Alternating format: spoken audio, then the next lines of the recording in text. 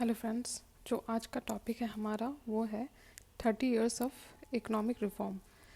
बात यह है कि 1991 में हमारे देश में कुछ कुछ इकोनॉमिक रिफॉर्म आए थे और उसके 30 साल हो चुके हैं, इसलिए ये आर्टिकल इम्पॉर्टेंट है।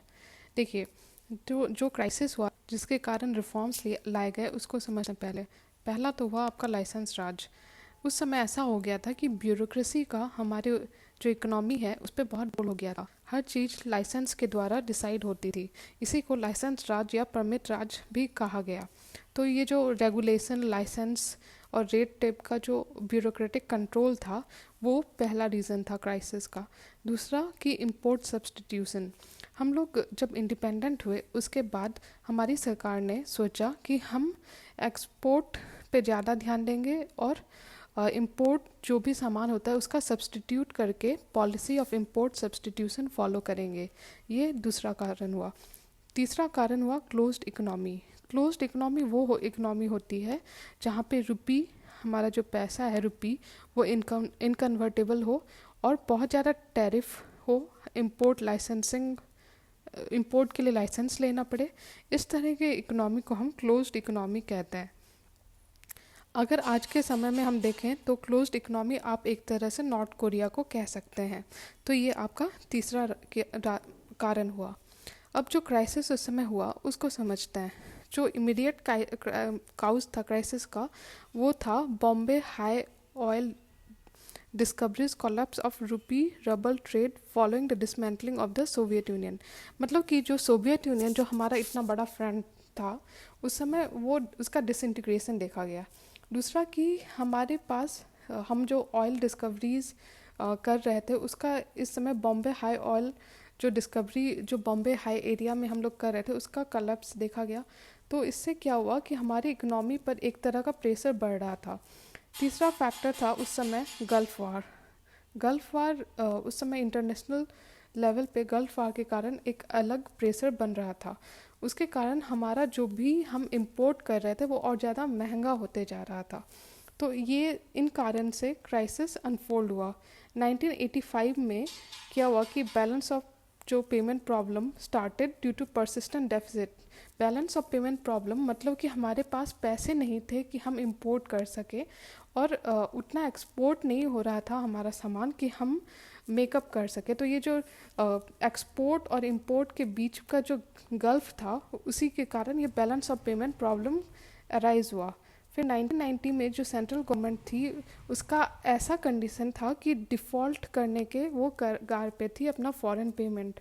मतलब कि सरकार ने बहुत सारे लोन्स लिए हुए थे और उस समय का जो सिचुएशन था उस समय ऐसा हो गया था कि हमारी गवर्नमेंट कई सारे पेमेंट्स जो उसको इंटरेस्ट के फॉर्म में करने थे रीपे, उसको डिफ़ॉल्ट करने वाली थी।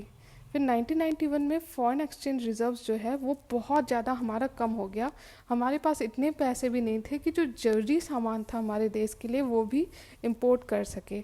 तो ऐसे सिचुएशन में फिर हमारे सरकार ने सोचा कि हमें कुछ स्टेप्स लेने पड़ेंगे। तो उन्होंने वो जो वर्ल्ड बॉडीज़ है, इंटरनेशनल ऑर्गेनाइजेशन है जैसे कि आपका IMF और वर्ल्ड बैंक, इनके पास गए ताकि जो क्राइसिस, इकोनॉमिक क्राइसिस हम फेस कर रहे थे उसके लिए पैसे लेके उस क्राइसिस को हम रोक सकें। लेकिन जो IMF और वर्ल्ड बैंक के कुछ कंडीशंस थे जिनको फॉलो करने के बाद ही वो तैयार होते हेल्प करने को। तो उन जो कंडीशंस था उनको कंप्लीट करते हुए ही हमें ये लोन या हेल्प मिलता।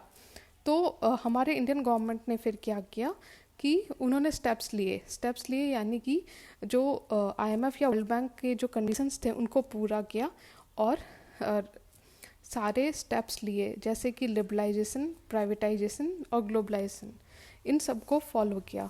लिबरलाइजेशन क्या होता है? लिबरलाइजेशन में होता है कि हम हमारे जो अलग अलग सेक्टर्स हैं उनका डीरेगुलेशन करते हैं। कौन से सेक्टर? उनके एग्जांपल्स होंगे आपके इंडस्ट्रियल सेक्टर, फिनेंशियल सेक्टर और साथ में जो हमारा private banks of foreign investment को भी और ज़्यादा लिबरलाइज करते हैं यानी ईज़ करते हैं।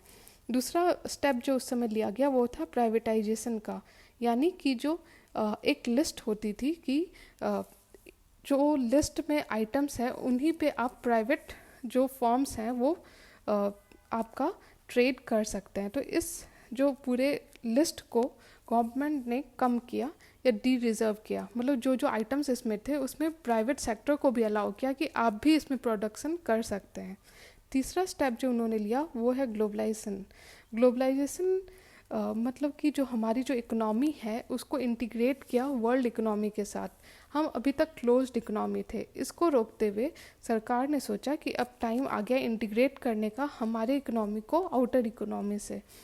तो गवर्नमेंट ने बहुत सारे रिफॉर्म लिए, फॉरेन एक्सचेंज रिफॉर्म, फिर रुपी का डिवैल्यूएशन किया। तो इस तरह से इंडियन गवर्नमेंट का रिस्पांस था उस समय 1991 में। ठीक है, अब इम्पैक्ट देखते हैं कि क्या हुआ इस रिफॉर्म का। पहला तो हमारी जो इकोनॉमी है उसका साइज बहुत ज़्यादा ग्रो किया। उस समय की जो हमारी इकोनॉमी थी वो सिर्फ 6 लाख करोड़ थी और अब जो है ऑलमोस्ट 140 लाख करोड़ हो गई है। उसके साथ फिर हमने जो एफडीआई या एफआईआई, एफडीआई मतलब फॉरेन डायरेक्ट इन्वेस्टमेंट और एफआईआई मतलब कि फॉरेन इंस्टीट्यूशनल इन्वेस्टर, इसको भी लिबरलाइज्ड किया। ये दूसरा फैक्टर हुआ। फिर तीसरा फैक्टर हुआ कि फॉरेन एक्सचेंज रिजर्व जो है 2021 में इन 2021 ये अभी $642 बिलियन मार्क तक पहुंच गया है। तो इस तरह से अलग अलग इम्पैक्ट आप देख सकते हो। चौथा आप देख सकते हो कि जो एक्सपोर्ट है ऑटो पार्ट्स का या फार्मास्यूटिकल का, मतलब हमारा जो एक्सपोर्ट का जो बास्केट है वो भी ग्रो किया है और कि जितना हमारा शेयर था एक्सपोर्ट का वो भी ग्रो कर रहा है, चाहे वो आप आईटी में देखो, टेक्सटाइल में देखो या इंजीनियरिंग गुड्स में देखो। उसी तरह चौथा पॉइंट होगा कि इसने इस लिबरलाइजेशन के बाद प्राइवेट सेक्टर को भी हेल्प हुआ कि वो ग्रो करे, उनका भी रोल बढ़ा और जो कैपिटल और फिनेंशियल मार्केट जो है हमारी वो भी ग्रो की। पांचवा है कि जो मिडिल क्लास है उसके बाद देखा गया कि मिडिल क्लास का भी ग्रोथ हुआ और जो कंजम्पशन, जो इकोनॉमी में जितनी कंजम्पशन थी वो बढ़ी, उसके कारण मैन्युफैक्चरिंग भी हमारा कंपैरेटिवली ग्रो किया। लास्टली जो हेल्थ और एजुकेशन, पॉलिटिक्स का फिर कल्चर, टेक्नोलॉजिकल डेवलपमेंट, इन सब पे भी इम्पैक्ट अलग अलग तरह से ग्लोबलाइजेशन से हुआ है। ग्लोबलाइजेशन या जो भी लिबरलाइजेशन, प्राइवेटाइजेशन जैसे स्टेप्स गवर्नमेंट ने लिए उससे हुआ है। अगर चैलेंजेस हम देखें तो इसमें जो पहला चैलेंज है आपका कि इंक्लूसिविटी और जॉबलेस ग्रोथ, मतलब कि उस समय था कि गवर्नमेंट का ज़्यादा रोल था, तो गवर्नमेंट एम्प्लॉयमेंट उस समय ज़्यादा थी, लेकिन विथ लिबरलाइजेशन और प्राइवेटाइजेशन एक तरह से हमारी इंक्लूसिव और जॉबलेस ग्रोथ को, जॉब वाले ग्रोथ पे इम्पैक्ट पड़ा है। मतलब कि हमारी ग्रोथ तो हो रही है लेकिन वो जॉबलेस है, वो जॉब क्रिएट नहीं कर पा रही। दूसरा है कि जो टैक्सेशन फ्रेमवर्क है वो बहुत ज़्यादा कॉम्प्लिकेटेड और रिग्रेसिव है, यानी कि जो रिच है वो कंपैरेटिवली कम उस पर प्रेशर पड़ रहा है टैक्स का कंपेयर टू जो मिडिल क्लास या जो income earning in terms of salaried जो लोग हैं। तीसरा है कि जो बाकी एरियाज़ हैं जैसे एग्रीकल्चर, इनफॉर्मल सेक्टर या जो हमारी फॉरेस्ट या नेचुरल रिसोर्सेज हैं उस पर भी प्रेशर बढ़ा है, इन पे भी रिफॉर्म का इम्पैक्ट देखा जा सकता है। तीसरा पॉइंट है कि जो पॉलिसी लेवल पे एक कंसिस्टेंसी नहीं देखी जा रही। हमारी मार्केट जो इंडियन मार्केट बहुत वॉलेटाइल रह रही है, तो इसके कारण फॉरेन इन्वेस्टमेंट या एफडीआई उतनी अट्रैक्ट नहीं हो रही है जितना कि बाकी देश, जैसे कि बांग्लादेश में रिसेंटली इंडिया को टेक्सटाइल में पीछे छोड़ दिया है। तो ये सब चीज़ें भी देखी जा सकती हैं।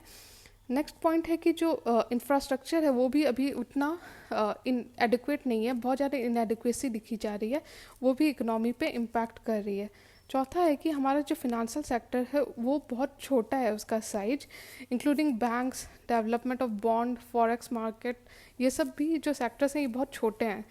ठीक है। पांचवा पॉइंट है कि जो ह्यूमन रिसोर्स डेवलपमेंट है, जो हमारा डेमोग्राफिक डिविडेंड है, उस पर हम उतना टारगेट या उसका ख्याल नहीं रख पा रहे हैं। तो ये तो आपका हो गया चैलेंजेस।